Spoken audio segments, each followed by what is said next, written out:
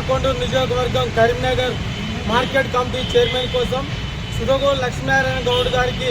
కాంగ్రెస్ పార్టీలో 30 సంవత్సరాల నుంచి ఏ పదవి లేకుండా పార్టీ దిక్కు పార్టీ నాయకత్వం అనుకుంటూ భార్య పిల్లలను వదిలిపెట్టి మంత్రి శ్రీధర్ బాబు గారిని, పొన్నం ప్రభాకర్ గారిని, అబ్దుల్ లక్ష్మణ్ కుమార్ గారిని, కవ్వంపల్లి సత్యానను, మేడిపల్లి సత్యానను నమ్ముకుంటూ పార్టీ కోసం ఆహ్వానించాలు పనిచేసిన మరి మా యొక్క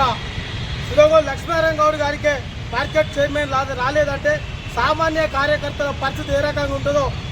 నేను చెప్పేది ఏంటంటే తుమ్మల నాగేశ్వరరావు గారు కావచ్చు, ముఖ్యమంత్రి రేవంత్ రెడ్డి గారు కావచ్చు, మదిరాజ్ గౌడ్ అన్న గారు కావచ్చు, మీరు కూడా చిన్నతనం నుండి ఈరోజు కష్టపడితేనే పదవులు వచ్చినాయి కాబట్టి మీ యొక్క అడుగుజాడల్లో మీకోసం మిమ్మల్ని చూస్తూ టీవీలలో అన్నింటిలో చూస్తూ సుధగోలు లక్ష్మీనారాయణ గౌడ్ గారు కూడా అంచెలంచెలుగా ఎదగాలన్న ఉద్దేశంతో ఒక సింగిల్ విండో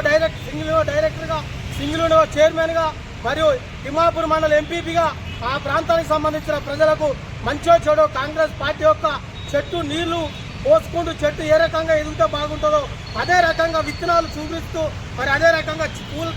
పూల చెట్లు ఏ రకంగా సాదుకుంటామో అట్లా కార్యకర్తలు అందరినీ కాపాడుకుంటూ పెద్ద వృక్షం చేసిన ఎస్ఎల్ గౌడ్ గారికి మార్కెట్ కమిటీ చెప్పడం చాలా బాధాకరం. మేము పైసలు తీసుకున్నారు ఎవరు అనే దాని మీద కాదు, మా కాంగ్రెస్ పార్టీ అంటే మా కుటుంబంలో ఉన్న మా